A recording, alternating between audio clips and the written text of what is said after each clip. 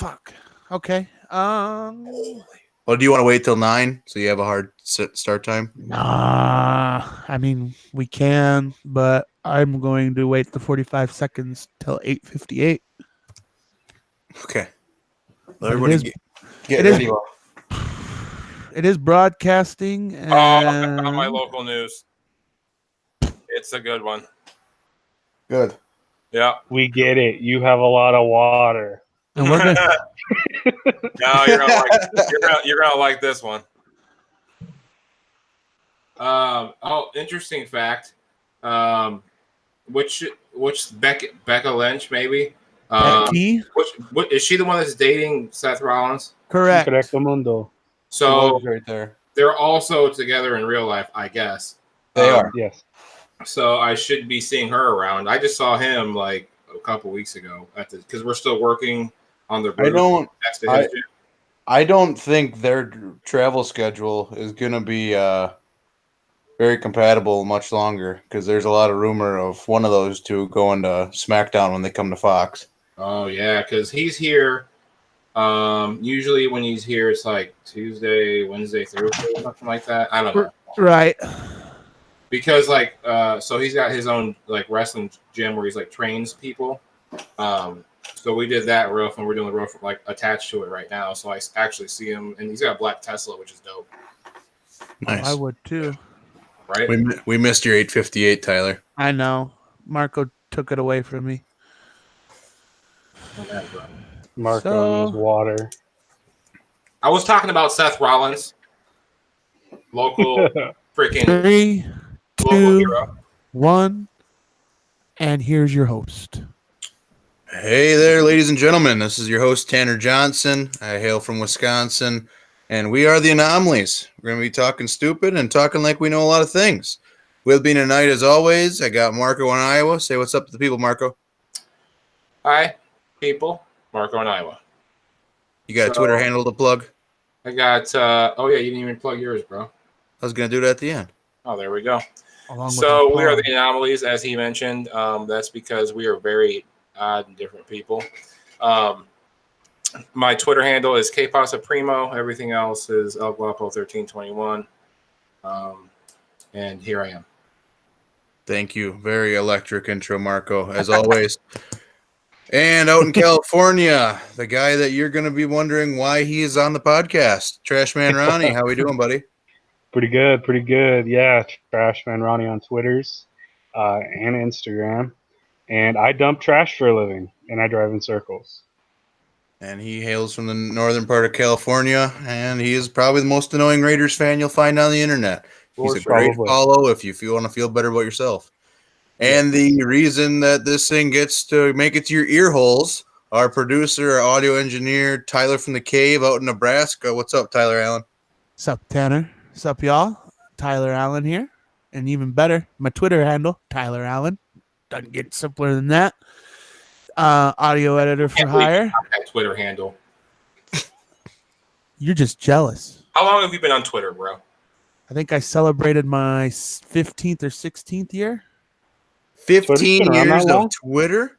It's either 11 or 15. I didn't know it's been out that long. That is such a wide gap in internet terms. Right? Like, that's the difference between high-speed internet and dial-up, dude. Yeah. Hold on. So Twitter's almost as old as me? I'm betting on 11. I'm finding it out now, so you should keep talking. While Tyler discovers how old he is in Twitter years, I'll explain who I am. I'm a farmer up in Wisconsin, northern Wisconsin. My Twitter is @VanillaGorilla. It's all going to be in the link in the bio and stuff like that. So we're not gonna explain how to read and write. But yeah, we don't know each other. None of us have met. We're all friends from the internet. Ooh, spooky chat rooms and stuff. So yeah, we all met because we're all fans of Barstool and Pat McAfee. We enjoy a lot of the same content and found out that we just like talking shit to each other on the internet as much as we like talking shit to our friends in real life. We decided we were going to start a podcast, and here we are. Going forward, we're gonna introduce to all you listeners the group behind us, a bunch of other fans of the same things we're interested in: sports, Barstool, Pat McAfee. We just like to drink a few beers and laugh. That's one thing we got in common.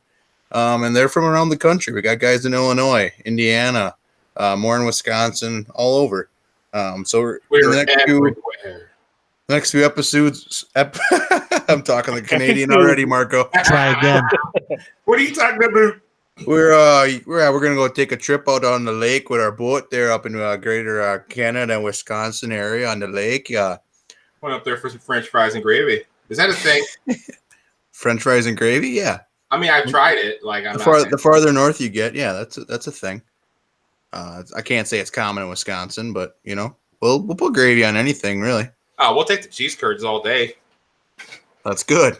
We'll take them all day too. That's But what yeah, I look forward to at the fair. They come down. You guys come, like, not you guys, but Wisconsin people bring the thing down to the fair, and then I always get the jalapeno cheddar curds. Man, it's just a way of life. Yeah, it's a lifestyle in Wisconsin. Cheese at every meal. Tyler, do you know how old you are in Twitter years? 12. 12 is the number. Oh my Damn, God, were you like user number 9? No, I just was onto it real early and got myself a handle, and I was like, "Oh crap, I can actually Holy use shit. my name." And so I was onto it in 07. I was on MySpace still 12 years ago. Me too. Damn. Shout out Kevin Rose and Dig, because and Dignation. That's how I got turned on to it. What? No, we a lot of podcasts will say no free ads, but free ads because I don't even know who Dignation is. Kevin Rose, like the guy from Attack of the Show. Fuck yeah. Throw it back to Tech TV or what do they call it? G4 TV. It was G4, but before that it was Tech TV, and he when he pieced out of G4, he started his own website with Dig, obviously, and then he started a pod called Dignation with Cool. Alex Albrecht. And it was just basically two guys on a couch bullshitting, and it was the greatest thing ever. And for all you listeners wondering what the fuck we're talking about, you're going to be wondering that a lot. But hopefully in between those moments, we give you something to laugh about or a reason to laugh at us. Don't worry, listeners. I'll be saying what the fuck the whole time too. And just because you of won't that, understand this what is we're now getting dirty. at. We do have a group behind us, like Flags and Gems, and Brian and Champagne, British Will, my buddy Dan up here in Wisconsin, Mike the Exterminator out in PA. And yeah, so those guys are always talking to us, making sure that we know what's going on in the world and being funny, sharing their own stories. You're going to get to know them. We'll kind of have a rotating chair, and we'll have them on the podcast these next few episodes. So that's something to look forward to. If you're getting bored of us after one episode, don't worry, it'll get better. At the end of this podcast, we're going to have an interview with the big fan of Pat McAfee and Barstool named Chaz. He's on a weight loss journey. He's got a pretty inspiring story. So, like I said, if you guys get sick of us already, stay tuned for that because there's more to come. But let's jump right into what's been going on lately in the sports world. Marco's slobbering over there waiting to talk about MMA and UFC. So, Marco, I'm going to let you get after it with the combat sports, and I'm just going to ask dumb questions when I don't understand anything. Does that sound good? Sounds great. I actually just figured out that I am currently celebrating my 9-year anniversary with Twitter, and I originally started that because I wanted to follow fighters and Dana White and stuff like that. So, speaking of which, UFC 238 was over this last weekend. Got some Joseph Benavidez fighting Jasir Formiga. He got a TKO, ground and pound stoppage. He interviewed at the end. He said he didn't eat that whole day because he, quote, wanted to be hungry like a stray dog. It seems like that worked out for him because he got the win. But most importantly, Francis Ngannou takes out JDS in 71 seconds. If you had a chance to see it, he landed a pretty nasty right hook as they were face-to-face. And then about 20 seconds later, there was a scramble. JDS turned his back, and he caught a right hook to the jaw that dropped him immediately.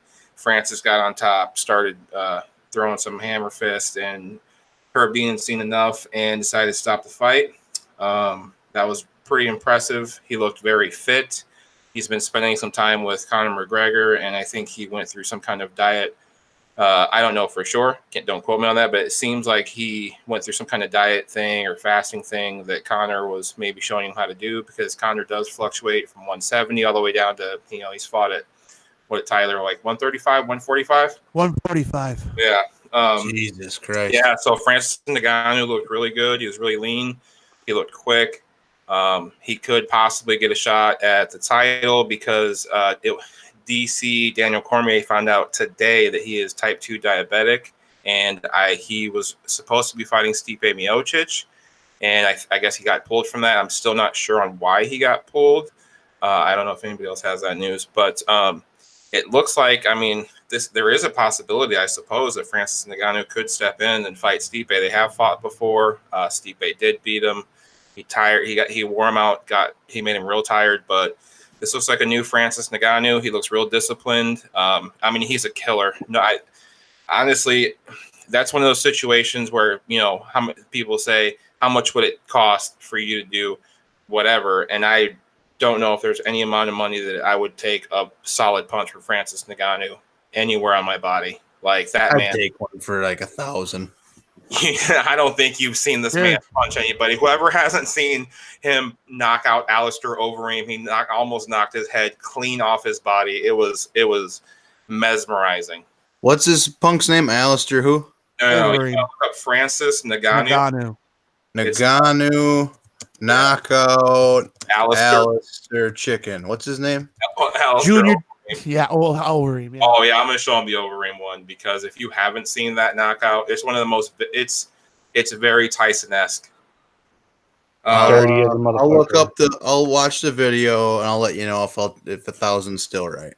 I don't think, honestly, I don't know. Ronnie, how much would it cost? Probably a good $250,000. The risk of like going into a coma for a lifetime, I don't know. That's the thing, is you have to like factor in so many things. Like, how much is it going to cost for me to redo this mug I have? Right. I wouldn't take a punch at all. I'd take a leg kick over a punch. That fucking hurts. Holy. How much, Stanner? 100K minimum, and I need all the health care paid for too. Okay. The way his head snapped back, it looked like a wet noodle. Just it looked like a Pez dispenser. No, I attribute it to them whack-em sock-em robots, and like when there we go. When that, I've seen knockouts, but when it was so clean and sharp, it was a beautiful punch. That man was some Kimbo Slice bullshit. And he was just discovered. Like, he used to dig sand. Like, he was cheap labor. I like sand.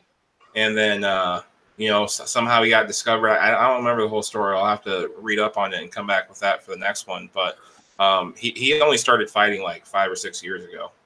It's crazy. Like, that can only ever happen with heavyweights, I feel like, because like Deontay Wilder, same situation for boxing. Like, he just went and he had boxed for 2 years, I think, before he got a bronze in the Olympics. Like, but I just feel like it's only heavyweights that can do stuff like that, just because of how much power they have.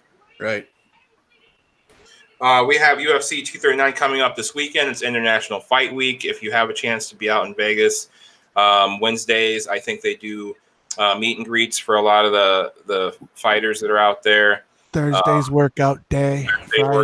Fridays the weigh-ins. And then Saturday obviously is the fight. International Fight Week's a big deal. And obviously they did not hold back on this card. The main event is the return, well, not return, but back again. John Jones takes on Thiago Santos. Ooh, This is pretty much going to go exactly like all the rest of them go. I don't see anybody. I really honestly don't see anybody on this earth that can defeat John Jones at any weight class. He's got hot tips every other fight, doesn't he? Well, it's not really. It's a really Marco. So what happened was he had pissed dirty, but what's happening is the tests are getting so good that they're detecting like the smallest like microgram, like to some down to the effect where it doesn't actually help your performance at all. is the way it's been explained by a scientist. Oh wow! Hold on. You're jumping. Picograms. That's a correct term. Right. So the amount of picograms that he had in the system was in no way able to help him perform any better. That has been proven by several doctors. True. But it's thing is a lot of these substances, like you could get creatine or protein powder, and it could have something that would make you piss dirty. So all the stuff is made in like the same factories. Here's a street explanation for that, and you're kind of on the head with that. John is a young man, and he has found fortune and fame, and his brothers are successful, and he's since he came into the UFC, he's been unstoppable. He is one of those people that he was practicing these moves watching YouTube videos before Joe Rogan got a hold of him. He goes, "Hey man, you need to go find a real coach." And so we could kind of thank Joe Rogan for that, because then he went and found Greg Jackson down in Albuquerque and became obviously the monster he is now. He did say that he's going to consider moving up to heavyweight, especially now in light of what happened with DC. So we could see a champ. Yeah, that's what I was going to ask. I was like, are we going to see the dreaded interim belt for heavyweight? I don't think we're going to see the interim belt. I think if John disposes of Thiago Santos the way that most of us feel like he's going to, he might get an immediate shot for the belt. It's a matter of when. It's like I don't see it going past second round out of 5. If it does become an interim belt, and then it's going to be Stipe versus John, which doesn't interest me much either. I mean, I love Stipe. I have all the respect in the world for him. The only truly, I wouldn't say the only, but he has kept his job as a firefighter in Cleveland through the entire time he had his belt and everything. They obviously have to allot for his fight time, but he's an active full-time firefighter. And I respect the hell out of that. But that's awesome. Yeah. So that's the big news for the main event. There's also Amanda Nunes versus Holly Holm, and I mean that should be getting plenty of hype. Amanda Nunes punches her legacy with that one. She really can. Holly Holm is one of the greatest female greatest any female, male. She had several belts in boxing. She was a multi-weight champion. She came over to the UFC, and started doing damage in MMA. If Amanda Nunes could put her away, that would probably put her as the greatest female fighter of all time, in my opinion. I mean, she's taken out all the other ones. She's only got to take down the one that took down Ronda, and she's cleaned house pretty much. Yeah, basically. Also, a fight that a lot of people are looking forward to is Jorge Masvidal versus Ben Askren. If you're not familiar with Masvidal, he's been around for 20 years. He fought balls. Darren and is going to get knocked the fuck out by Ben Askren. Okay, now we're talking, because I think you're wrong. After Masvidal went over to England and disposed of Darren Till by knocking him out, then he knocked out homeboy. He didn't knock out, but he pieced up the homeboy that was talking shit to him backstage. He went out and pieced him up real quick. I mean, Masvidal's probably a really bad matchup for Ben Askren. Ben Askren's very, very heavy on the wrestling, and Masvidal's very quick, and he's got great hands. It's an interesting fight, and sir, honestly, if you're really that confident, I got a 20 on it. Still got to send me a pop shot there. What was that? Is there a bet or is there not a bet? He laid down the gauntlet, and I'll think about it. Okay. Also on that card, by the end of the show. Luke Rockhold is on that card. Diego Sanchez is on that card. Gilbert Melendez. It's going to be a pretty good weekend for fights. It usually is on. This is like Dana's Super Bowl, so he came through. Another one of those super cards. Yeah, basically. The International Fight Weekend usually is. It's an International Fight Weekend right around New Year's. They have a big card. They usually put together something pretty big. New York, Madison Square Garden is also, always a decent card. If I only went they there. get it out of the month of November. They really need to. Yeah. Like, Has anybody else been to so Madison terrible. Square Garden? What was that, Marco? Have any of you guys been to Madison Square Garden? No, Yeah. never. I went there. You have, Ronnie? Yeah. It's for all the glory and everything. It's an amazing place, and I'm not trying to talk down about it, but it is old and the seating isn't great. I went there for a Bellator fight when Matt Mitrione beat Fedor. I was there for that. You know, it's a pretty you can feel the history in there for sure though. It's pretty magical. I've been to that. I saw GSP beat John Fitch back in I think 2007. I was in Minneapolis for that one.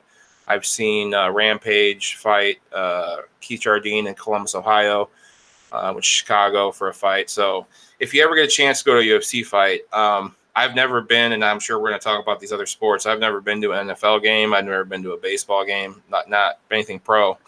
But the feeling that you get when Bruce Buffer does the "Ladies and Gentlemen, We Are Live," like you can feel the energy in that place. And while we were in Chicago, because one of my buddies was actually fighting on the undercard, they were all staying at the Hard Rock, so I got a chance to go hang out because my buddy was cornering my other buddy. So they were like, "Come on down."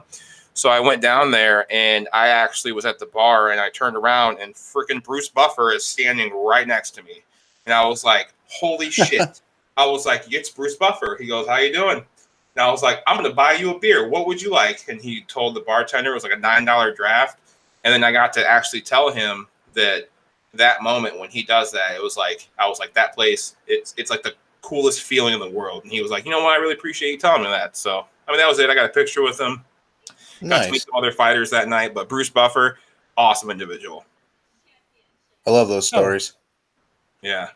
Sometimes when you meet your heroes, it does work out. Yeah. And I'm telling you right now, if you know anything about Bruce Buffer and the life he's lived, man, I am a fan. Sir, you have done life well. Yeah. Him and his brother both. Those guys are just they're businessmen for sure. Yeah, I mean they cornered the market on basically saying anything anywhere. Right. Boxing and MMA wrapped up. Exactly. Well, I'm honestly now Bruce Buffer does like he'll record something for like your wedding or whatever. It's pretty awesome. Really? Maybe we'll have to look into him for the intro to the show. Hey, you do it. Hey, that's not a bad idea. If anybody's got $500,000 for his 30-second soundbite, we will take donations. They're actually not that expensive. I'll look into it. I mean, we might be able to piece together some to make this happen. That would be pretty awesome. I can't think of anybody. Ladies and gentlemen, boys and girls, children of all ages, get ready for the dumbest people on the internet. Maybe not children. Have microphones. I don't know if children should listen to anything I say. No. It's That's the internet, definitely dude. not. It's the wild, wild west. Hey, That's kids, true. if you want to listen to this thing, more power tell to your you. parents. You got shitty parents. I will judge And a your good parents. internet connection. Here we go. Hey, kids and YouTube these days. Now, that is something terrible. I have a 9-year-old boy, and all he does, and this is a part I don't understand. And you guys, no kids, right? None. No. I'm the only one? Tyler, you Okay. got. I got an adopted one who's 10, but she's in Omaha. So is she among the Fortnite generation? No. Okay. Well, you're lucky because let me explain how this works. She does sports. My kid plays Fortnite, and the part I don't understand is, well, there's two parts I don't understand. A, why do you spend so much time watching somebody else play Fortnite on YouTube when you have the ability to play that same game? Question number one. I just don't get it. Question number two is, why on earth do they spend hundreds of thousands upon millions of dollars on a game that is free? It is a free game. Because you can buy shit on the Right. game. Yeah, you can buy and None upgrade of it your helps you be any better. It just makes you look cooler. All my buddies are addicted to Fortnite. I'm in that just out of college bracket where everyone's like, yeah, games. And I'm like over here still playing Farming Simulator and I'm bored. So, I mean, I don't know. That's like me. I'm weird. I don't get either. You don't have to be lonely. It's like all I play on my Xbox is Madden. and like That too. and like I have an Xbox One X, and it's like all this like bloatware for like, oh, you want to stream your Madden sessions? Oh, we'll clip this for your Twitch stream, and I'm like, I don't have any of that. I'm a big Fallout guy. For anybody that's ever played that game, I was big into Mario Kart. That's kind of when I got out of games, and I'm talking Mario Kart on the N64. Oh, you actually look like you could be an actual Mario Kart character. I'm not gonna like a gorilla. Well, I'm not gonna lie to you, Tanner. I was in the same boat until like a friend of mine sold me his 360 for $30 with a bunch of games. That's that Xbox, right? Yeah. And then my brother, who all of a sudden got a girlfriend and left half his life, left me his Xbox One X. And so that's why I've been playing it, because it's just like I'm a cheapskate and and it's available to me. Is the Xbox One X better than the Xbox One? I don't barely like maybe I haven't kept up. The only difference really is resolution. It's like if the money is it worth it? No, I didn't spend the money, so yeah. You didn't give a shit. Yeah, there you go. Exactly. Marco, I know we got a bit off topic, which is going to be normal, but were you done with combat sports, MMA stuff, or Tyler, do you have anything? Oh, P.S. JDS, you trained at the Performance Center. Now follow through. Become a professional wrestler and be the most dominating professional wrestler since Brock Lesnar, please, so we can have something else to talk about. Who's what? JDS? Junior Dos Santos. What did he do? He trained at the WWE Performance Center when he was healing up from his, I believe, shoulder injury. Really? Yeah. Interesting. So he's fucked with the pro wrestling world, and I like it. Well, I don't understand because his English isn't fantastic, but I guess it doesn't really matter. No. I mean, it does. It does. Neither is Brock, because he just has True, Paul but he's Heyman got as a Paul mouthpiece Heyman. for him. Brock doesn't talk just purely because he doesn't want to talk. He can talk, though. I always figured if I... Go ahead, Ronnie. Oh, I'm just saying, Brock Lesnar doesn't speak English. He speaks ape.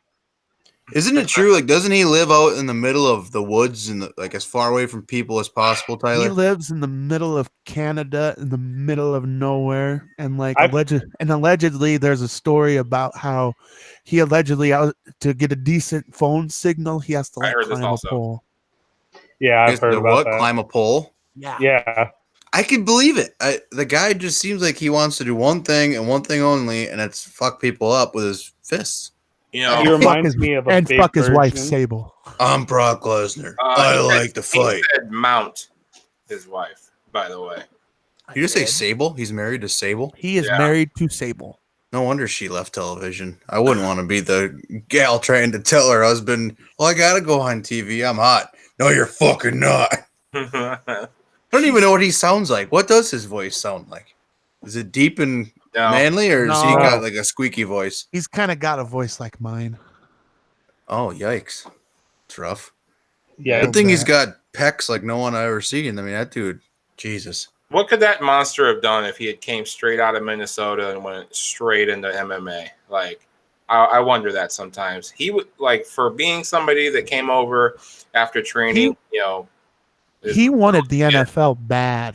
Yes, he's not that football though. He's just not that athletic. After his first, or I mean, after his U of M run, he tried out for the Vikings, epically failed. Did terrible.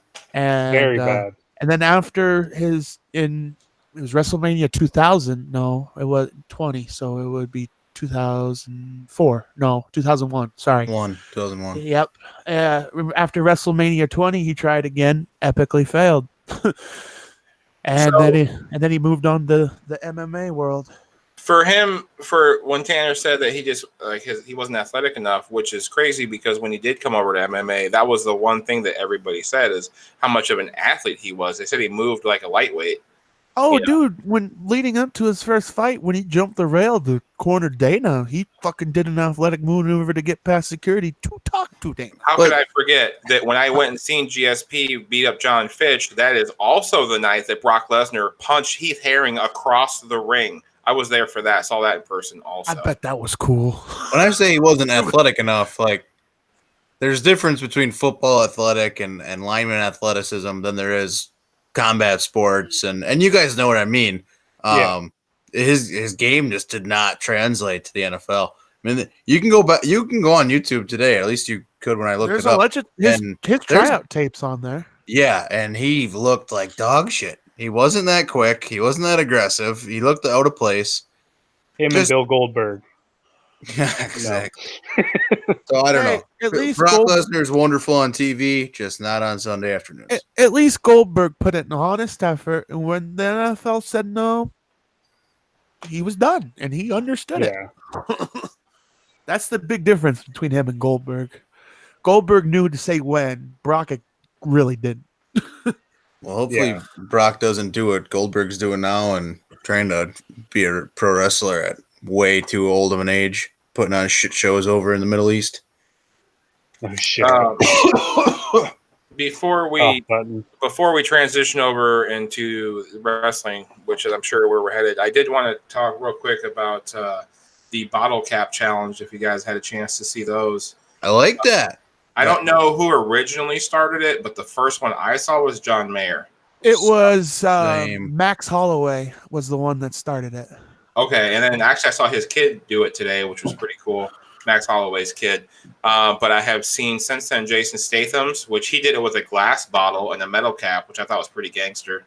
And he just looked so awesome doing it. I mean, Jason Statham's technique was there. If you could be like any dude, like Jason Statham's really high up on that list, man. And then obviously Conor McGregor did his, holding his bottle of Proper 12, and let's be honest, I mean, he's making millions off that shit. So, kudos to you, sir. I mean, would you expect anything else? Like any other bottle than Proper 12? Oh yeah. There was the other kick that I don't know if you guys got a chance to see it, but Pat McAfee's kick was pretty fucking stellar. That guy knows how to make a GIF or a video or whatever, man. That shit was hilarious. Much like Pat, I think equally as impressive was Big Cats today, because he sent that thing across the room into the next room and it splashed all over. And that I think that's going to make this little bottle cap challenge. I don't know if it'll last through tomorrow, but I can tell you that other people on Twitter are going to make ones as a parody, and that's what I'm there for. Yes. I loved Big Cats. If you haven't seen this, just go to Twitter or probably Instagram also. Just hashtag bottle cap challenge, I believe, right? I don't know. I just go on Twitter and it pops up on my newsfeed. Yeah. I honestly I don't have all the answers. Not even hashtag it. I might just go outside and kick a bottle and see what happens. You know what? I'd be interested to see what. You know what? I forgot. Let's please explain what you did as a child for your travelings. Which one? Didn't you do karate or taekwondo or something of that sort? Yeah, I'm a black belt in karate, and I traveled all across the United States fighting in tournaments, and I fought in Canada and a few other places. The anomaly hereby choose you to do the bottle cap challenge, sir. You're the most qualified. You're the most inept to kick shit. Just keep your fucking shoes on. We don't need to see them grubby feet of yours. My only problem with bottle cap challenges. My mom always told me, she's like, I wish I would have just made you do boxing. Because that was basically my whole game. I got in full contact karate when I was 6 years old. And then I traveled. I fought New York, Florida, Maine, Texas, Nevada, Washington, Wisconsin, all over the place. And basically I boxed in a karate ring. And I won, I'm a 2-time world champion in karate. So you're a 2-time world champion? Yes. Why isn't that in your Twitter bio? 2-time world champion in karate, 10-time world champion in garbage can slinging. No shit, right? Well, it's kind of sad to brag about stuff you did when you were 10 and 13 years old. Well, you not if it's on a world level. 13, yeah. Because what that basically means is you can still legally kick 10 and 13-year-old kids' ass. That's true. Very true. You don't fucking stack them cans right. Trash man's coming for you. You heard it here first. Oh, dude, it'd be hilarious if you kicked it right into the garbage. Oh, I think that's a good idea. Hey, I think the trash man Ronnie can only be kicking one kind of lid off, and that's definitely a trash can. Coming soon, the trash lid challenge. Man, that'd be interesting. Too bad they don't make them like they used to, the metal ones with the little handle on top. Yo, I still have some of those. Perfect. All right. Somewhere. I expect to see the video soon. When ideas come together. I expect to see the video soon. Oh man. The other Twitter news today, or I guess yesterday, Lil Nas X. Anybody catch that? He came out of the closet. Sure did. All right. And it was, I guess he's been dropping little. Does anybody remember the very beginning of the interview with Seth Rogen and was it James Franco when they interviewed Eminem? Oh, yeah. And he was like, I was just leaving these little gay breadcrumbs everywhere along the way. Well, Lil Nas X did in real life, because the cover of his album, he had it's a background of like a downtown city area, and one of the buildings is completely rainbowed out. And he goes, I tried telling you guys. But that dude is the master at staying relevant. He came out of the closet. Until he puts out another hit, which does he have any other songs besides that one Billy Ray Cyrus had to get on? 13 weeks at number one, bro. What do you need to do? Damn. It's a banger. I like that song. You need to come up with another banger for another 13 weeks to stay relevant. Let's be honest. After he does this on Pride Month, he's gonna come out. He came out of the closet with bottle rockets shooting out his ass. Next thing he does is going to be definitely. Did he literally? If there's video, I want to see it. Did bottle rockets coming out of his bunghole, man? Like Steve-O style and Jackass 3? It's just. What's like that we word? Said, there's no children that should be listening to this show right now. Ronnie, are you telling the truth? Or is this no? You know what, don't even answer. You know what, Ronnie? Don't even tell them. Let them look it up themselves. Bullshit, Ronnie. Spill. I don't need that on my browser. A lot of questions being asked today. I'll tell you that. What I think is interesting, people could basically say that Billy Ray Cyrus he was a one-hit wonder, right? I mean, he absolutely was. So now he's legit a two-hit wonder. 27 years between hits. I mean, he jumped on a couple songs with his daughter Miley, and I mean that. But name one, Tanner. I can't. Problem. Okay, I'm not going to call someone a one-hit wonder who had that mullet, makey breaky heart. Come on. But he only had one hit. Does it mullet or not? The mullet counts for something.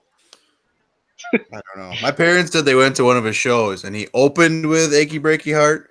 He covered 3 other songs from other bands, and like in the middle of those 3 songs, he played "Achy Breaky Heart" between them, and then he finished with "Achy Breaky Heart." And he came out for an encore and sang "Achy Breaky Heart." That is the definition of a one-hit wonder. That guy beat that song to death. You should look up that shit. You should look up John Segura. John Segura does the same bit with his one hit. He opens with it. It's in the middle. He encores with it, and then at the end, he does a Spanish language version. Think about how many. It's like, come on. Think about that. Should be a question.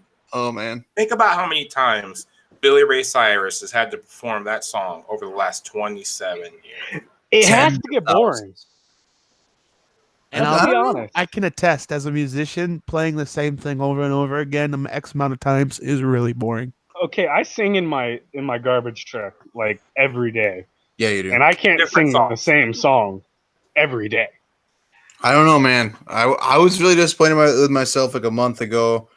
Drops of Jupiter by Train came on, and I didn't know every word. And I've pretty much been listening to that song on repeat every time I'm in the vehicle just to make sure I have every word down. Everybody has that one song. I have lots of songs, but when it comes to karaoke, I only sing songs I know every word to. That way I can let the world or the bar know that I know that shit. I am a professional. I very much, if I get a new song, I very much play it several times on repeat, get it, figure it out, learn the words, and then I sporadically put it into the rest of the playlist. But yeah, I'll pretty much listen to a new song. Like the Luke Combs. Beer Never Broke My Heart. Yeah, man, I listened to that probably 4 or 5 times in a row before I listen to something else. Man, it's a good song. That guy's awesome. I got a question, especially to our friend from our friend Marty Mush. Marty Mush has 4 songs he listens to on repeat. One of them's "The Climb" by Miley Cyrus. Since we're on Billy Ray Cyrus topic, hey, shout out! That's a great song, right?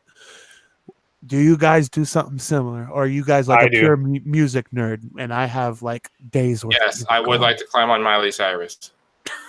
I make playlists. Now, lately I've been listening to a lot of podcasts when I'm driving, so I don't listen to as much music I used to. But when I'm really feeling like a type of music or an artist, I go and make a playlist, and I always give it a really funny name because I think I'm really funny. Usually I'm not, though. But I make playlists that have probably 500 songs on it on Spotify, and then I will beat the shit out of that thing for like months. But yeah, I don't know. Does it really count if it's 500 songs? I mean, 500 is a lot, but like I think that's the biggest playlist you can have on Spotify. That's why it's 500.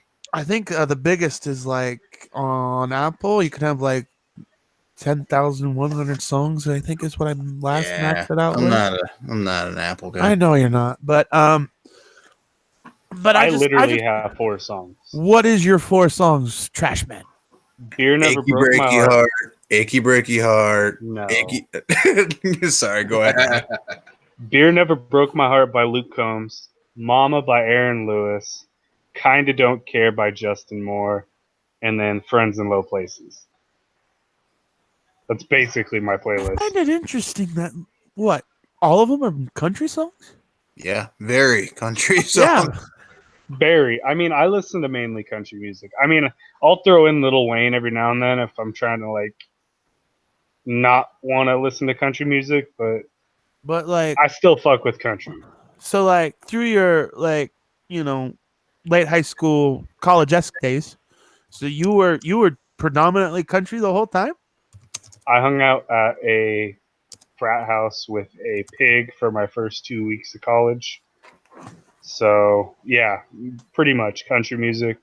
And then I still listen to other shit. I mean, I won't turn off a Drake song. Right, but essentially your wheelhouse is country is what you're telling the world, no? Basically. I mean, my first concert ever was Big and Rich. Good show. Great. Yeah, prom at the fair, 33,000 people showed up. Yeah. And then I've seen like Granger Smith before. I mean, he's come here. Granger Smith is the shit. I mean, didn't his kid just die? In Kansas City, it did. He had to cancel the show there. That's tough. Yeah. I didn't do country for the first 18 years of my life. Like, I rejected it hardcore. And I ended up being around people that listen to country, and they were a lot bigger than me, so I couldn't say shit.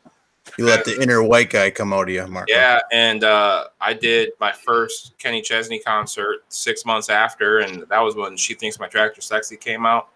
Got to meet him. He was cool back then. I guess he's not so cool right now, but he's I still pretty cool. Country. I'd still party with Kenny.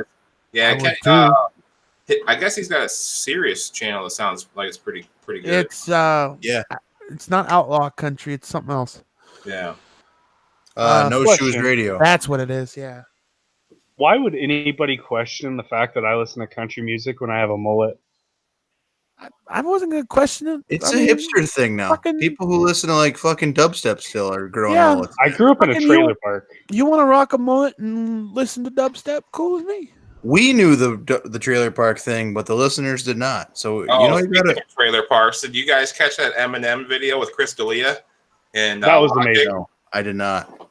Oh man, it was so good. It was it's Bobby Logic's song, and then Homicide. Featuring Eminem, called Homicide, and then the video has Bobby Logic in the studio, and then they said that the guy comes in, I don't know who it is, but he's like, Eminem doesn't want to do the video. Sandlot. Well, no, he says Eminem doesn't want to do the video, but he's like, we got a body double, and then he freaks out, and he's like, well, we got a body double for you too. And then it was Squints from Sandlot as a grown adult, and he looks exactly like Bobby Logic. And then So they do his part, his verse, and then for Eminem's verse, it's Chris D'Elia as Chris D'Elia, and then he rips a wig off and he's got blonde hair underneath, and he raps and looks exactly like Eminem. Well, at least his motions did. And then Eminem was Chris D'Elia at the very end, and it's pretty funny. If you haven't seen it, go check that out. I like it. Let's get into some football talk. We can go off on random topics all day, but to provide a little structure, we all agreed ahead of time that we're going to go division by division. We're going to start with the most obscure division to us, the AFC South. And now we're going to play a little game. We're going to play a little game called Does Marco Know the Teams in the Division? Yeah, so, every time. Marco, okay. For background, Marco, you just keep your mouth shut. It'll be funnier if I describe your football fandom. Marco is a Mexican-American in the Quad Cities in Iowa, okay? This guy grew up in a non-football state. He comes from a background that clearly likes combat sports and boxing and stuff like that. He became a football fan this year because the motherfucking Browns decided to put a team together. Maybe a team this year. I've always kind of liked football. Yeah. Anyways, he's been a big fan of the most obscure position in football, the punter, Pat McAfee, and then all of a sudden he just decides, you know what? I'm going to become a Browns fan. Now, I'm not going to call him a bandwagon fan because, you know what? They've still not done shit. But we talked about the divisions, and he rattled off 4 teams in a row that were not in the division. So, Marco, you've had some time. Who are the 4 teams in the AFC South that we're going to be talking about tonight? So, I think I remember 2 of them. And I think one of them was the Colts, right? Okay, yeah, 1 for 1. 1 for 1. And if I remember correctly, isn't the Patriots in their division? Oh my god! Not in the AFC South. The South. Shit. You are right. The Patriots are in the AFC. Oh my! Not in the South. Damn it! Damn, did we cover any other teams besides that one? Yeah, we talked about all of them. We talked about all 4 of them. Shit. Well, I'll have to get back to you on that one. All right. Come on. We're going to give you hints till we figure it out because you need to be the one announcing this. The first team J.J. Watt plays for. Houston Texans. Nailed it. Look at you go. Yeah. Okay, I got the next one. Big Dick Nick Foles. Philly. No, you. Wait, Jacksonville Jaguars. Didn't he play for Philly? Yeah, but he left in free agency. Oh, see, what happened was my free agency app on my phone isn't working correctly, so I missed that. All right. Big Dick Nick taking over for the boat, Blake Bortles.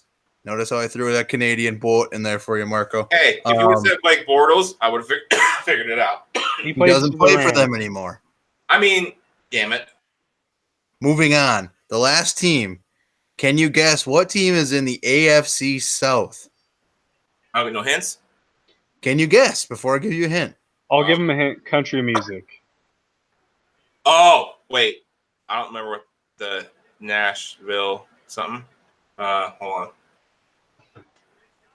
Tennessee Titans? Nailed it. Man. See, I knew the whole time. I was just wanting to make sure you guys understood.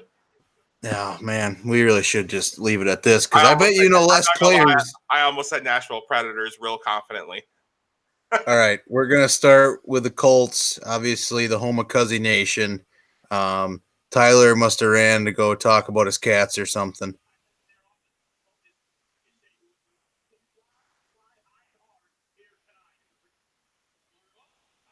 What's going on? Marco and Tyler are just gone. Oh. I mean, are we talking about football? We're going to wait because they just left. Sorry, I had to get water. That's fine. We'll just wait for Tyler to get back because he just took off. Well, I mean, we know a lot about football. Well, yeah, but I don't know if something's wrong. I hope not. Tyler! Did the cave collapse? 9:45 edit. He just took off running. I mean, we could keep this all in. Sure. Oh, did he forget his wife? Oh, shit. Did he forget his wife? Did he have to pick her up? He usually does, doesn't he? Oh, there we go. Oh, he had to secure the bag. Tyler, what the hell was that? What? Did you forget your wife? You just took off. Had to go get some of this, baby. All right. Well, the last like 3 minutes, we're gonna need you to scrap. I mean, Oh, maybe. Or Listen to keep. it. Keep Right, it. right as I was like starting to talk about it, all of a sudden Marco walked away. You were gone, and Trash Man's mic was on mute. Well, You know how I hard was, it is to host a podcast when you can't talk to anybody. Sorry, I I was just would like to informed. let the listeners know I was getting weed delivered to me. yeah. Well, And whatever. Tanner, you're the host, bro. So yeah, you can talk to our audience. I was gonna ask questions about the AFC South. I was setting it up, and then you guys just disappeared. Well, we Yeah. know we got the Colts, so what else? All did we right, not we're get? going. All right, we're starting with the Colts. And at least yeah, I can edit from this point on. the So home of Cuzzy Nation. Obviously, our man Pat McAfee played for them. Marco, name your favorite Colts player. Active. Oh, shit.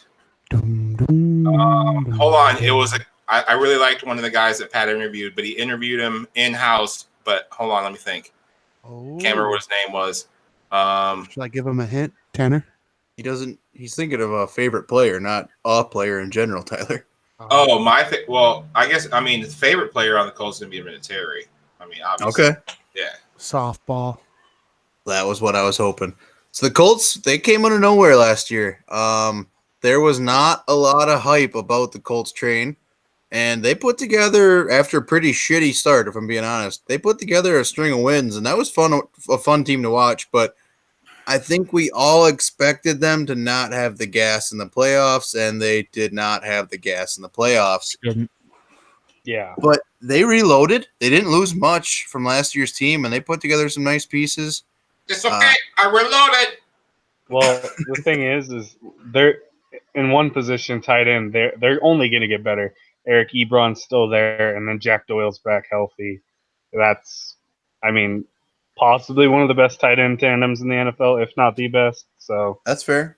And I think T.Y. Hilton, this probably could be the That guy. year. Hey, That that guy. they go Was he on off. Pat's show? Yeah, he was on Pat's show. Yeah, He was I liked on him. Pat though. You like him? I liked him. Yeah. I think he's gonna go off. He's gonna start filling the role of kind of that DeAndre Hopkins, like everybody knows he's really good. People don't talk about him. I think he's gonna get into the spotlight this year. I mean, he's going to go off. That's my prediction. I'm probably in the same fantasy league as you guys, but I'm probably gonna target him early. Yeah. So Fuck, we are all in the fantasy league. yeah, together. we're all in the same one. and we'll get into fantasy as we get into training camp. I hate talking about fantasy football this early. I'm in one league where we draft the next week, and I think it's absolutely stupid. So we don't know who's going to make the team. We don't know who's going to get hurt. Really early. Yeah, they're all the guys I'm in it with are hell bent on doing it early. Like I can Only thing understand. about I can understand doing it a month before. Makes total sense. But a whole 3 months before? Yeah, it's crazy. They're dedicated, but That's we're 73 days away from the beginning of the season. That's wild. damn. Hey, if that's Zion pretty Williamson had played football, what position would he have played? Tight end. right. No. tight end. defensive end. He can Well, you get don't up think there. he catch a ball. Dude, he's 285. He'd be a beast as a DN. He's bigger than Khalil Mack. I don't know about that, but No, he really is. He's That's really- actually well, like maybe larger like height and weight, but when it comes to toughness, I think Khalil Mack would rip. No, I hate employee number 52, but Bitter much? oh man, very bitter. You and I know that one. my Yeah. my quarterback beat him on one leg, so I'm not afraid of him. So I'll find back out to all England this year. things AFC South. Marco, who are the other three teams? Oh, No, we already did that. Bullshit. You missed it. Tyler, you fucked up. I totally guessed them all immediately right afterwards. I got them all right. Yeah, And it- totally. okay. Well, Without any help. when you go listen back and edit that, Tyler, you can. I can unfuck it. Ask me again next week, and I'll probably forget though. Oh, So- what? more importantly, what division are we moving on to? We're staying on the AFC South for this episode. We'll decide at the end which direction we want to go. And if Marco decides to do any fucking research, he might know more than one team. Marco, just don't do research, please. I think it usually works better that way. All I know is Baker Mayfield's my guy. I love following that dude's Twitter. And then OBJ's got my number 13. Definitely getting me one of those jerseys in August. We're going to go to that division, but I'm going to let you guess that division at the end of this segment. Oh, shit. That means I have to know who else we're playing, huh? Yeah. So, all right. So, it's kind of football work. If you did. Sticking with the Colts here, what's everyone's prediction for the record? Do they keep building? Do they digress? Obviously, they have some awesome young core, but what do they do next year? Tyler, starting with you.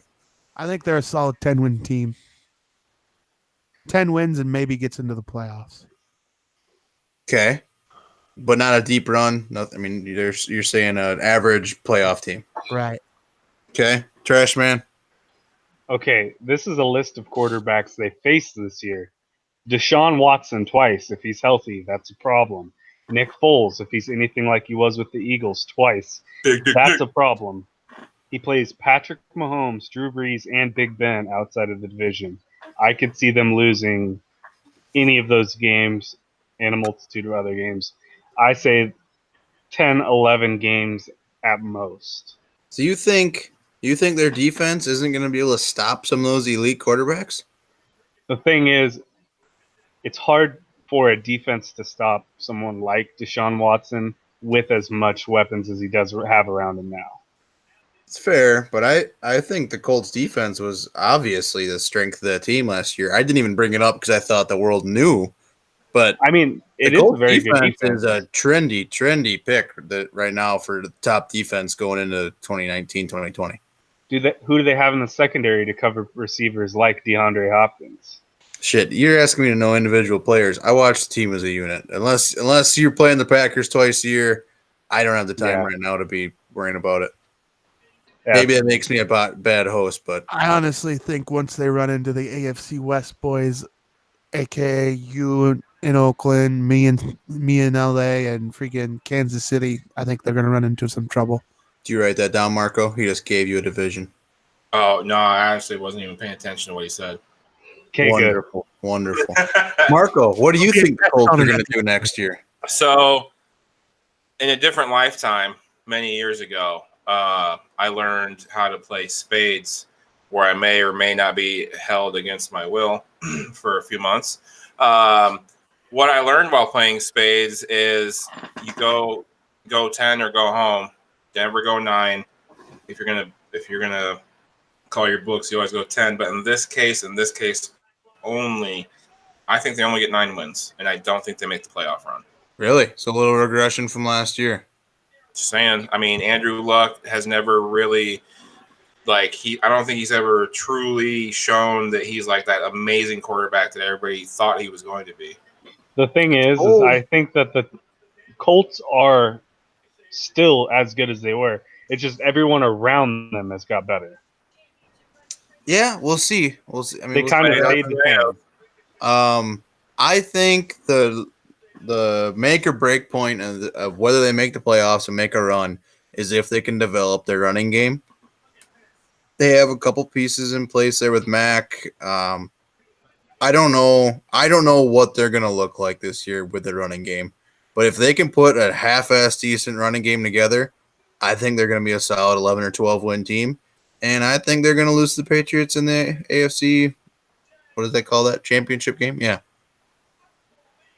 That's my take on it. I think if they put together that running game, they'll probably be right there in the final week of the playoffs. Oh, I totally should have thought that. Yeah, they play each other in the AFC playoffs, which would mean they're not in the same division. See, I can piece this shit together. It's like I'm watching a child grow at an accelerated pace right now with you in football. All right, we're going to move on to the next AFC South team. Let's go down to Houston. Obviously, there's some flashy, bright young players there. They got Hopkins catching balls from Deshaun Watson. They got the greatest football player on the planet from Wisconsin, J.J. Watt. They got Jadeveon Clowney. what's going to happen with him? I don't really ever get excited about the Texans because I watch them go 10-6, peter out, 10-6, peter out, 10-6, peter out. 10-6, They're just win an a division, average team. I think that personally, that this is the year that Deshaun Watson has to actually prove that he is a viable franchise quarterback. So I could see it going one of two ways. I could see them winning the division or getting last in the division. Wow. And boom or bust. I'll tell you, if they get last, Bill O'Brien's done. Yeah, probably. I mean, he has Lamar Miller. He has DeAndre Hopkins. I mean, he has like a 1-2 punch that you want as a quarterback. So if he can't do it with that, and he can't do it with a stellar defense to back him, can he do it at all? And that's why I think it's kind of boom or bust. It's all riding on the shoulders of Deshaun Watson. It's fair. You know, I've been studying the Texans for years. You know, wait. Hold on. Ever since that Hard Knocks, hey, Marco? When did the Texans become a franchise, Marco? You know, that's a question I get asked all the time. And to be completely honest with you, this isn't the time to talk about that. What we really should be talking about. Marco, question. Texans history question. 2010. Oh, come on. All right, so the Texans history. Texans drafted a quarterback number 1 overall early on in their career. Who was that quarterback? The brother Ronnie's of Ronnie's cousin, or Ronnie's quarterback. Yep.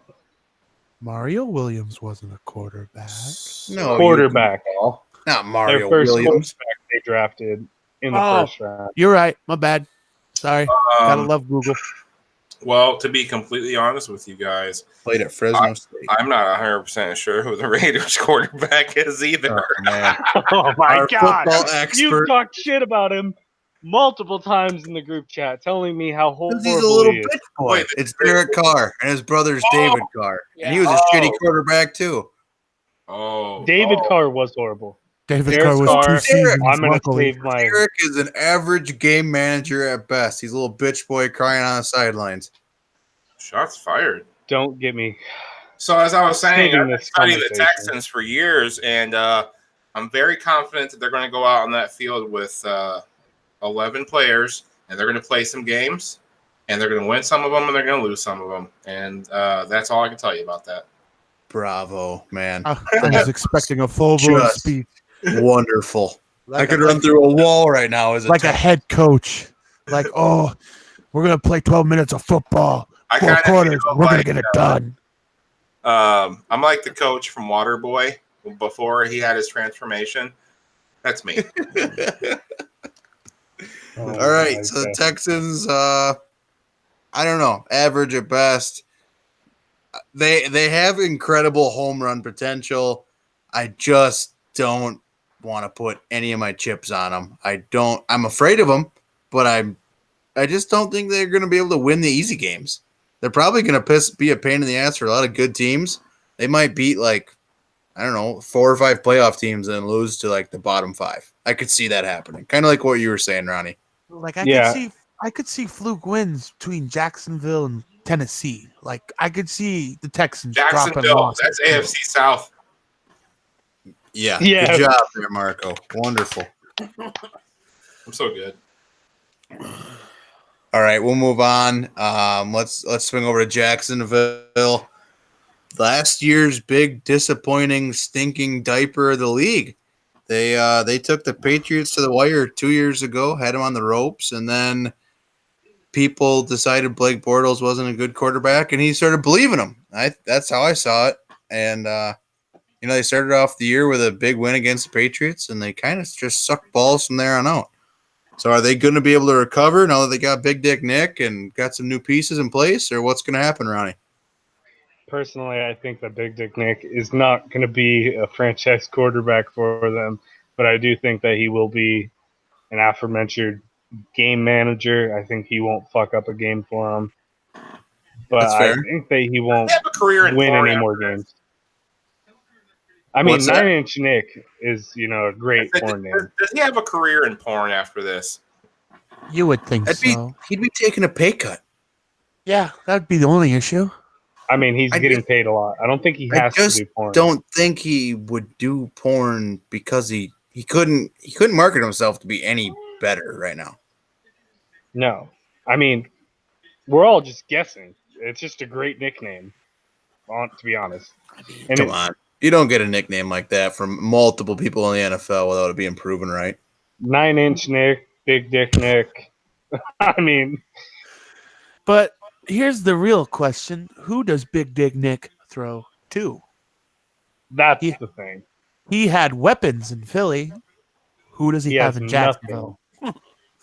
He has an average offense at most. And that's Now- on a good day.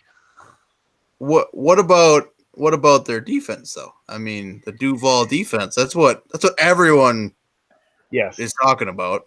Here's the thing. That defense is one of two things. It could be the Jacksonville Jaguars of 2017 all over again. Lights Yeah. out all over the place. Yeah. Jalen Ramsey out there doing, his thing, locking down a whole side of the field, or they could Clay's do what they did last year, which is Yeah, shit the bed every week against every big time offense and lose more games than they won. Tyler, I'm trying to think of who there is to throw the ball to. I know they have Marquise Lee, who's been a traditionally average, quick receiver. Did But they that's- sign Terrell Pryor? But those And he two are had- those two are the only noteworthy names. I got the roster in front of me, and I'm struggling. Isn't there a rookie, Clark? Don't they What's have- his name? Didn't they draft a receiver I mean, fairly they early? do have Leonard Fournette. That's who it is. Yeah. Well, he's their running back. I mean, he's going to be a stud Well- if he can stay on the field. And also, Jacksonville loves to throw him out in the slot receiver. That's why I couldn't think of him. Dude. Who the hell? Who's their burner? D.D. Westbrook. D.D. Westbrook. That When dude's he's got healthy. wheels. If he can stay on the field, he's a weapon.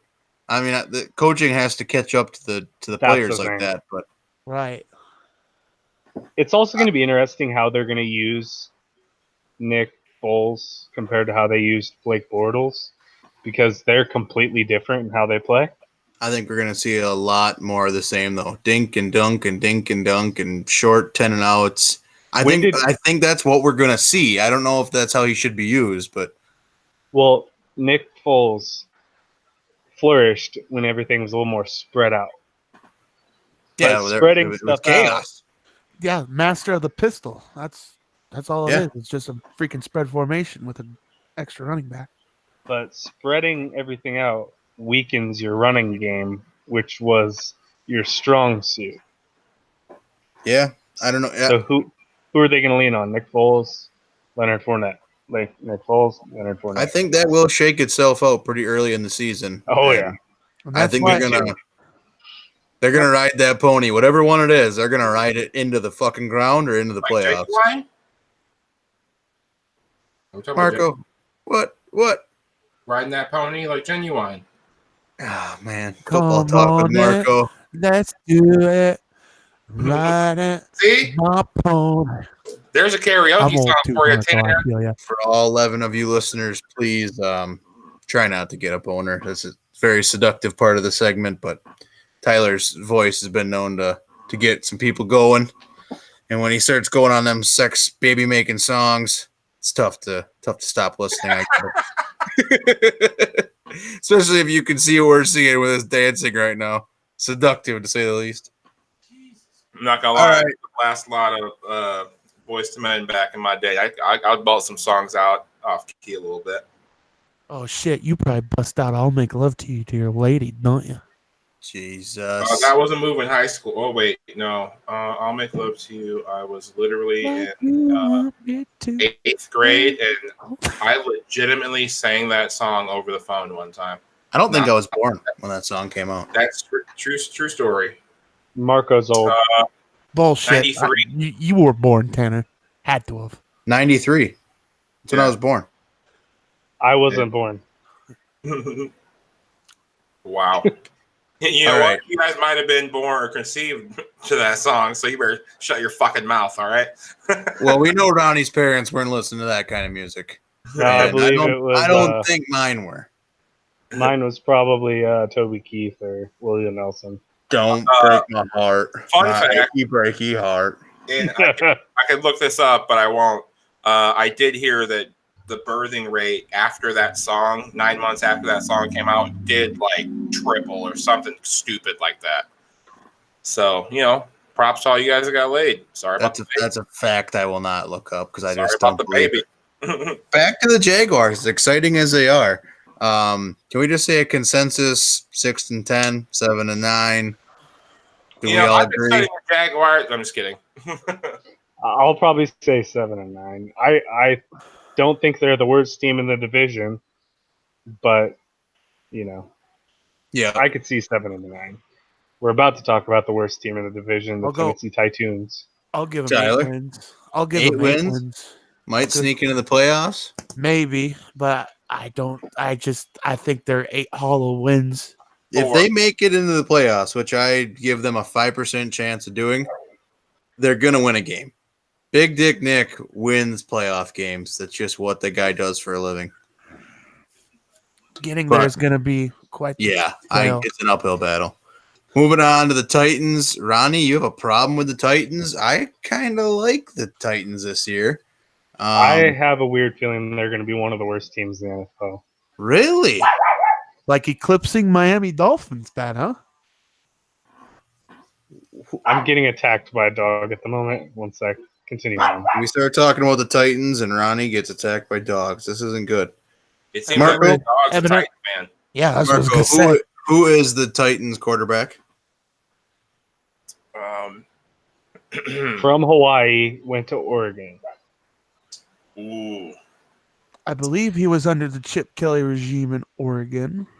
Correct. Yeah, I'm gonna be Heisman finalist. Yeah, Marcus Mariota. I wouldn't have even been able to guess.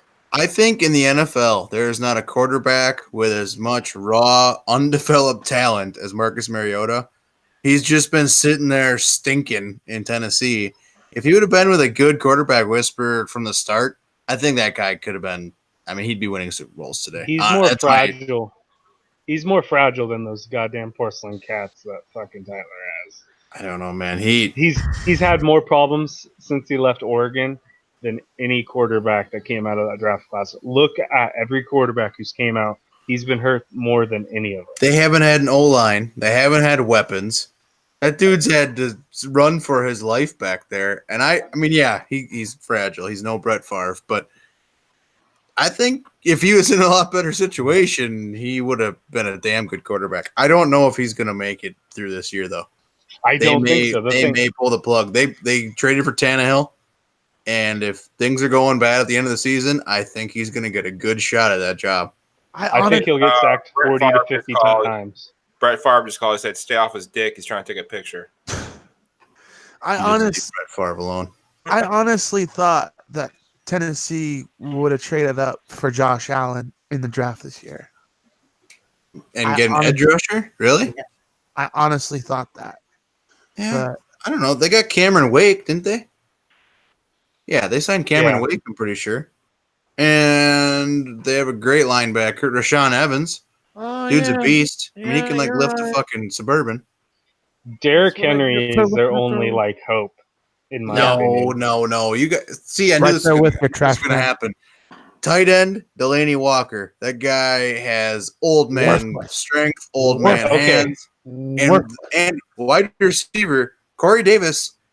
He's got to put it together eventually. He was too good in college to not put it together. I think this is his breakout year. I think that breakout year leads to 5-11 record, but Corey Davis's breakout year. Corey Davis is the new age Darius Hayward-Bay. No, completely different player. No, I think he's the second coming of Calvin Johnson.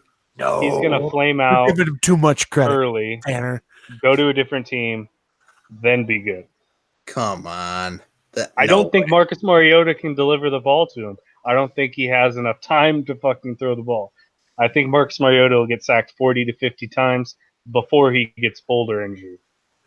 Not going to lie to you, if Delaney Walker was any better, Marcus Mariota would get the ball to him. Just putting it out there. Delaney Walker puts up decent numbers, man. Oh, he's not. Solid. So I had him He's solid. all year last year. next thing you're gonna say is Mercedes Lewis is gonna be like the best tight end. No, ever. no, I know better than that. Is he German? I know better than that. Who? Who, Mercedes Lewis? Yeah, No, No, not at all. it was a very obvious joke. the Germans had probably a problem. Would have had a problem with him back in the day. Yeah, the Mercedes part. Yeah. Oh, I get it. They signed. Wow, Ronnie. How did I forget this? They signed Malcolm Butler from New England too. I mean, their defense could be pretty solid. They have a decent secondary. I think they're at least the worst team in their division. I don't think that's hard to do though. I think there are three. I think there are two quality teams in the Colts and Texans, and I think the Jaguars, like we all agree, boom or bust. So they could be like the best 6-10 team out there. But my faux pas with the Faux Titans. pas. Oh God, you want to get into big words? No. I just like saying that word. Like the faux pas with Tennessee's defense, I feel it's going to be their stopgap. It's going to be what maintains them in games. It's not going to help them out any. It's going to stop the gaps every time Marcus Mariota throws a pick six because he's running out of desperation. All right. Well, I'm saying 5-11, but I like the team that's there. I just don't think this is the year they're good.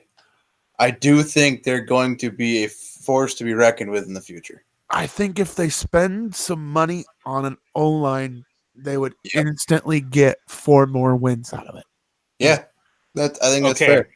I think they will lose the first 4 games in their season, and by the time that's over, I think it'll be too far gone. They have Browns. That's a loss. Win easily. They're going to lose to the Browns. They're going to lose to the Colts. They're going to lose to the Jaguars. The Falcons, they'll pick up a win against the Bills, and then they go and they play Joe Flacco, so they're probably going to win that. They're going to lose to the Chargers. They might beat the Buccaneers. They're going to lose to the Panthers. They're going to lose to the Chiefs, lose to the Jags, lose to the Colts. They always lose to the Raiders every time they play them. Like, that's historic. All right, that's a win. Chalking that up. Then they have the Texans. That's a loss. Then they play Drew Brees, and then the Texans again. They have a tough schedule for what they have. 5-11 sounds about right. I'm thinking solid 4 wins, easy. 4 wins is probably Marco, where I'm going to you've put been them. a big Titans fan, or watcher, I should say. Give me a record. Remember they played 16 games. I've been following the Titans for a long time. Way back in the Houston days. Yeah, no, the Denzel movie with the, anyway. Shut up. It sounds like they're terrible, so I'm going to go with 4 wins. All right. Well, that's your little AFC South recap. Admittedly, we know nothing about these teams. We will not watch their training camp. We will not do a lot of research on them. But we will talk about them and act like we know what the hell we're talking about. With rosters in front of our faces, yes. Well, some of us, yeah. So there you go. Next week, where are we going? Name a direction, Marco. North, south, east, or west? We jumping divisions or staying in the AFC? We're going to figure that out later. We're going to pick a direction first. Okay. Let's go north. All right. Tyler, we're going to do an AFC or NFC North? We'll go NFC. That's me. I'm a huge Packers fan. I fucking hate the Vikings. I hate the Bears. Yes. The Detroit Lions are never really that big of a deal when it matters to the Packers. Marco, you listening? Kinda. Oh, man. On that one, that division, I actually kind of knew at least 3 of them because, If anything, it's the division we really should have started in. yeah, probably because, There's a reason we didn't. being here, everybody likes the Bears or the Vikings or the Packers. That's legitimately the three teams that everybody here is usually cheering for. And I didn't hear the fourth one. All right. Now we're going to talk about something that Marco is going to pay attention to. Before we wrap things up on the first one here, we're going to do a little local shit show. We're going to talk about the dumbest crime, dumbest news story in our area. Like I said, we're in kind of a diverse group. We're in Iowa, Nebraska, Wisconsin, and California for this group for today. Who's got the best one? I admittedly don't. And I'll just say right now that my local shit show is just a guy in my hometown getting a second DUI on a lawnmower. And I mean the second one that he did get on a lawnmower. Oh, shit. Probably had other ones in the past, but yeah. Dude doesn't know how to drive the John Deere, apparently. So I kind of did something similar, but I don't think I was okay. Allegedly had some marijuana, but I drove a forklift from my house to one of my dad's other properties. And it's probably a good 4 or 5 blocks, but I was just driving the forklift down the side streets. Sometimes you just don't want to take the time to load it up on the trailer. So I just took off the forklift. That was 10 miles an hour. Just lifting stuff up that you shouldn't be and cruising the neighborhood. There we go. Be even more suspect if you had a car on it. Yeah, well, that's pretty much like Davenport.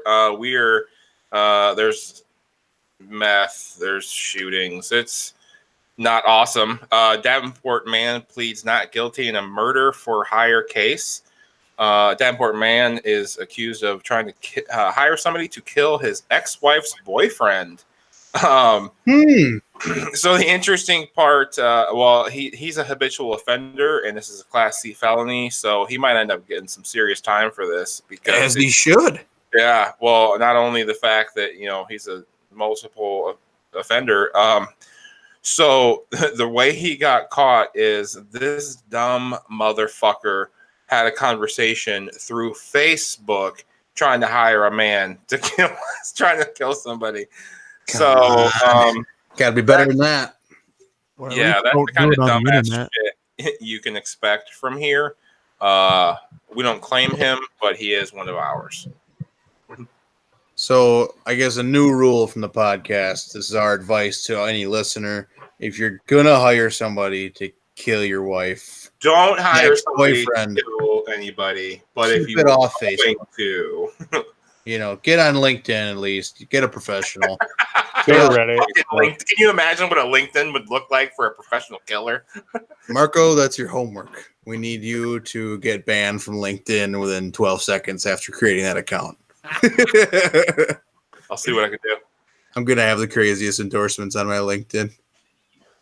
All right, Ronnie, you got a local shit show to talk about? All right, so this happened last Monday. Man was pulled over on I-5 just south of me. Decided to take off going, went 135 miles an hour all the way through my county. Got up just about 14 miles above where I live on I-5. Decided to flip around in the northbound lane and take CHP head on. He rammed CHP going about 60 miles an hour head on.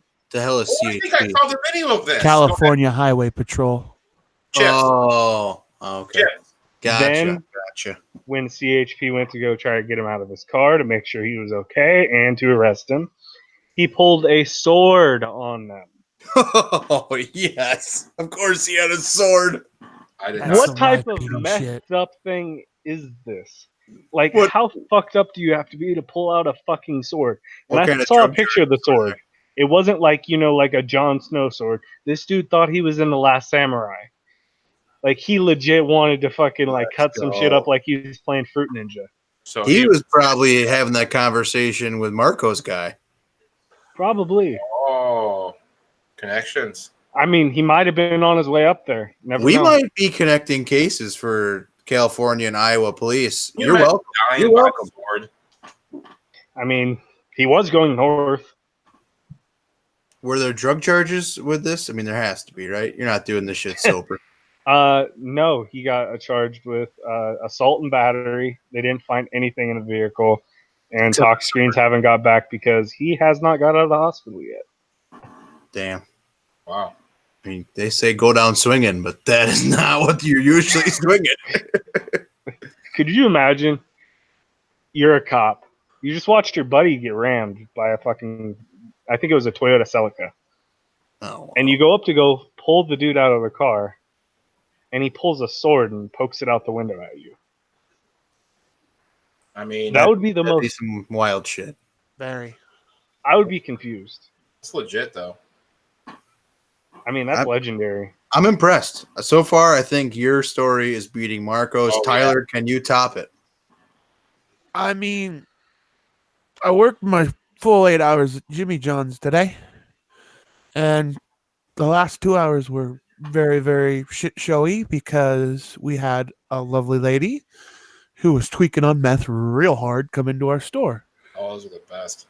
And she ordered a pickle and a medium drink and fucking kept looking out the window like she was looking for somebody, and like she would not fill her drink. And like it got to the point where she got outside of our store and was all like, I need to fill my drink. And we're all like, you can, it's open, it's right here.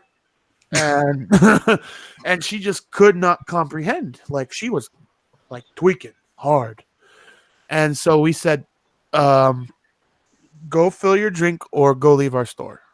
And she ultimately left and went to the market across the street from my store where there was a fireworks stand that she tried to steal from, and she got the cops called on her, which then she proceeded to run from fireworks stand at the grocery store, clear inside of our store, and we had like 4 cops and 2 state patrolmen trying to corral this woman. And Shit. Damn. And allegedly, she is in the hospital now, being treated for some sort of overdose. Can't really get much more info out of that. Wow. Wow. Did she set off any of the fireworks?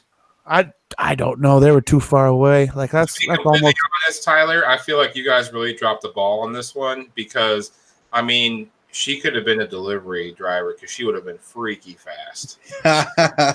She was in and one shorts and a Nebraska tank top. Nice try though.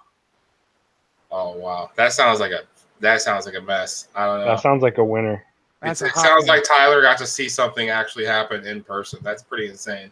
That's messed up. You're so punny.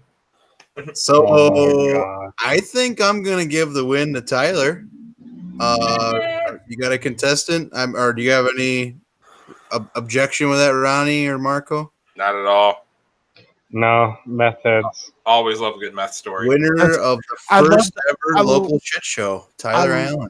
I loved when she came sprinting back in with the cops following her.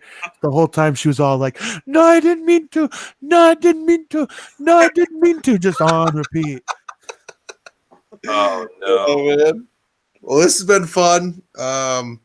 We all live in some pretty fucked up communities, apparently. So thank God we have an internet and the ability to do this podcast. We're going to be releasing them probably once a week. Maybe try for twice a week. We'll see what happens.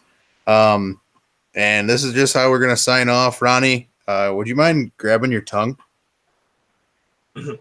Now, just repeat after me. I was born on a pirate ship. I was born on a pirate ship. You were born on a pile of shit. All right. Thanks for listening, everybody. I'm Tanner. With me, Marco in Iowa, Trashman Ronnie out in California, Tyler in the cave out in Nebraska. Have a great night, day, or morning. Thank you. Bye. Shit, that's an hour and a half of solid content. Fucking MMA. That was awesome content, though. I thought that was Actually, a good conversation. That was probably one of our best recordings. I was really winging that MMA shit after a while. I had a couple notes and then I started remembering shit that I did read. Yeah. We can chop down quite a bit of that football talk, I'm sure, Tyler. Yeah. If you want to. Otherwise, just leave it in. But right. Okay, so I'm just going to take notes. Hey, you gotta if you do want to edit that one spot, it's at 9:45. Right. I got that one. So NFC, what's next? North. NFC North. We're essentially No. going home. No research. Oh, you know I'm not gonna. I don't have to do any research. That's my life. So, I'm gonna have to do research. all right. How did I do? That was obviously Really good. good, super good. And I think we all kind of got a chance to like say our shit. okay. That's what Well, we know our strong suits, which is a good thing. Right. I didn't want to overbear like before, but also I knew that I had to talk a couple segments up, to get it explained and whatnot. So And if I'm feel talking free, too much or anything, just let me know. and feel free to harangue us like you did. Like you can do more of that. Like if we're getting off topic, you can interject and chime us back in and get us back going. Yeah, That'd be that's kind of what I was trying to do. That kind of like the joking parent host shtick there. Now it worked.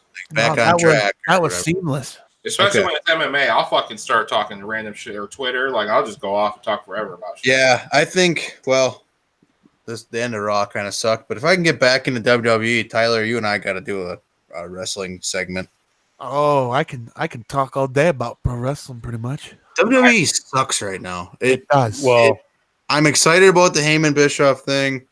AEW was pretty sweet. I watched that last pay-per-view, Fighter Fest. Did you watch Fighter Fest? Oh, I watched it today. it's so good. I woke up at 5 and watched the entire thing. What'd you think of the unprotected chair shot? Motherfuckers are getting off topic right now. What's our next subject for next time?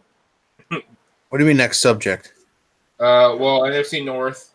So I'm gonna talk to Brian. I want Brian on next time. Oh, yeah. Yeah, we're gonna rehash the story. And I want Brian on for the whole episode. Is that Okay. cool with you guys? I say okay with we me. could do literally an hour and a half with them easy. So that's why I figured like the topics we'll have to come up with. I'll have to sit down and look at a few more news events and stuff. But Pat McAfee in the golf tournament, I want to just touch on that. I think a lot more information will come out pretty soon. I want to talk about. God damn it! I want to talk about somebody just got. I did have we never got to it, but rule changes for any sport. I did want to touch on that. Pass interference in the NFL. Allegedly, that meeting is supposed to be held soon. Rules meeting. God damn it! So write that down, Ronnie. Obviously, you know what you want to talk about. I like that shit show of the week and how we voted on it. I came up with that idea like off the top of my head, and hopefully you guys like that. No, I did. We should try to come up with a graphic though, like shit show of the week, and then the Twitter page like blast it out. I wish we could use a Mr. Hanky Christmas poo. Ronnie, since you're our graphics guy right now, Right. Do you want me to make a graphic for shit show of the week? You can I probably do, use and then emoji. That's legal, right?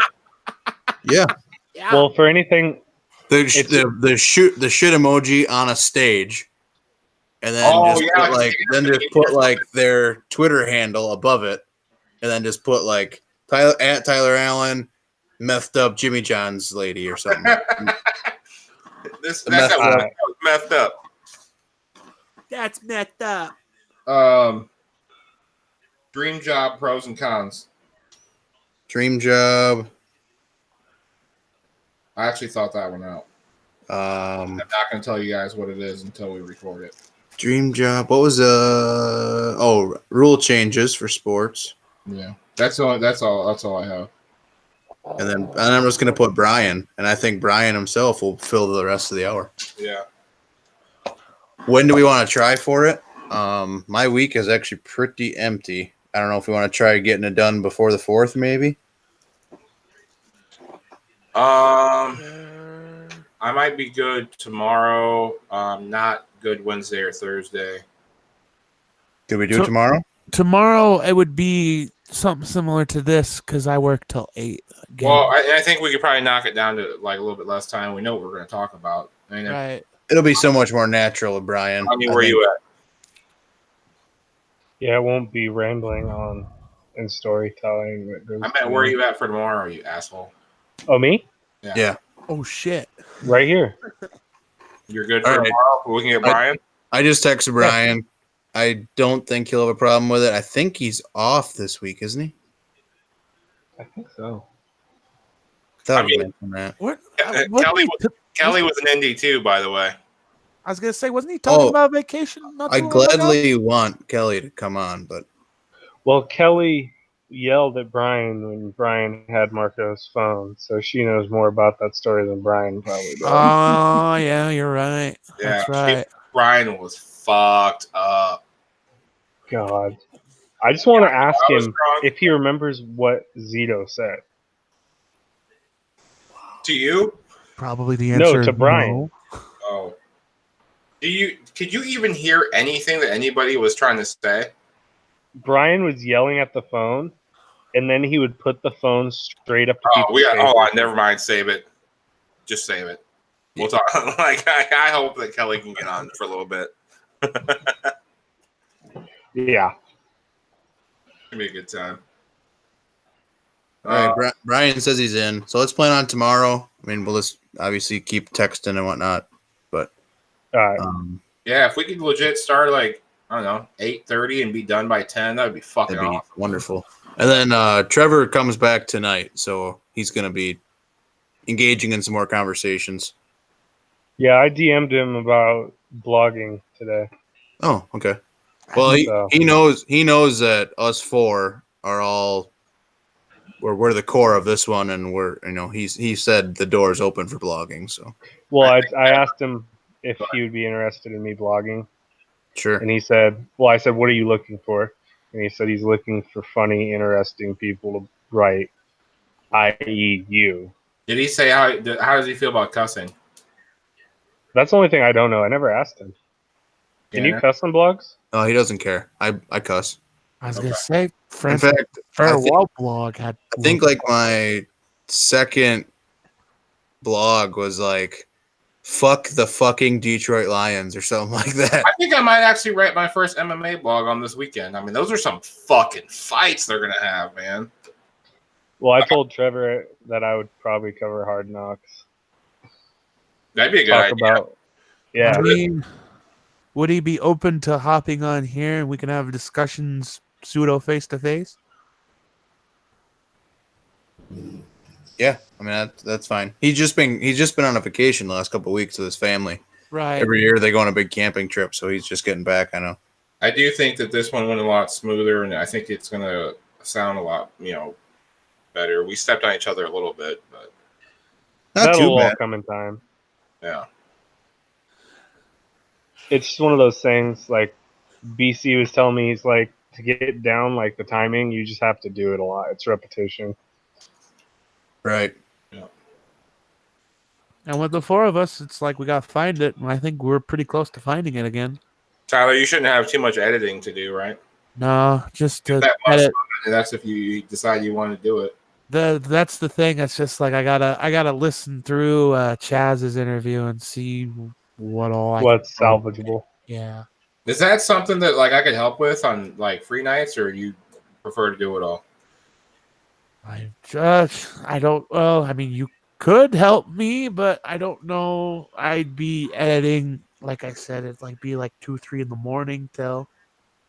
Well, I meant like where I don't know like what stuff I would need, but if I needed like a program where you could send it over and I could like help splice it up or whatever, I'm willing to learn. But if not, and you want to do it, you run Windows, don't you? Yeah. Like, I have a pretty legit Dell. I mean, it's pretty decent. I mean, if you could. I have ways of finding programs. Try Audacity and fuck around with it for a minute. All right, I'll fuck with it and then I'll get back to you. What's it called? Yeah, Audacity? Yeah. Audacity is how you spell it. Okay. Yeah, I'll check it out. That way, maybe I can help in the future. It's at least the best free option for Windows machines. Okay, I'll try that. I'm not afraid to pay a little bit too. I do think. What did we have? Oh, the Bruce Buffer thing. I'm really gonna look into that for real. Hell yeah! It's like $150 to have them record a fucking 15-second intro or something. Fuck, But that's just- worth it. And if we get the right, I mean, since we're soliciting it, it's ours. So Right. Bob's our uncle, you know. The Yeah. fuck does that mean? Bob, their uncle. I don't know what that means either. People have say no that. idea. That's a saying, isn't it? Yeah, it's essentially like real cool, like a real lame way of saying real cool. People, yeah. Someone said that to me the other day, and I'm like, what the fuck does that mean? I think we had a really good chemistry there. Yeah, it felt really natural. I think honestly that felt better than the last one.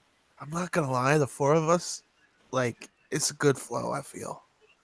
Well, we have a good mixture. Oh shit. Personalized championship introduction by Bruce Buffer. $100 for audio, $300 for video. Let's go. That's so cheap. So it's That's interesting. So try it out. he must get paid monster money from the UFC, and then just as his second side hustle, just Well, he's got his own podcast too, and that he's on I can't remember what network, but yeah. Before we put the cart in front of the horse, No, I know. let's get some episodes recorded. Let's figure out something with PSE, and then I'm all for that. Yeah, definitely worth looking into. because that's way less work on my part. Tyler's about to lose his shit. Today I honestly had a pretty good fucking Jimmy John's rat that I was 10 seconds away from saying fuck this and just walking out. I kind of wish we would have done shit show of the week last week because I had a shit show of the week last week, but I didn't know we had a shit show of the week thing. I guess I could just save the story for another time. Right. But it's just work was just unbelievably stupid and difficult. Like, we have a bunch of people on vacation, like 2 GMs and 2 assistant managers are all on vacation, so it's just us peons trying to do their job, and it's not working out well. What are you looking at, Tanjo? Trevor from PSE. I knew he had a couple things in the past, but if you check out his Twitter, he has a long post about some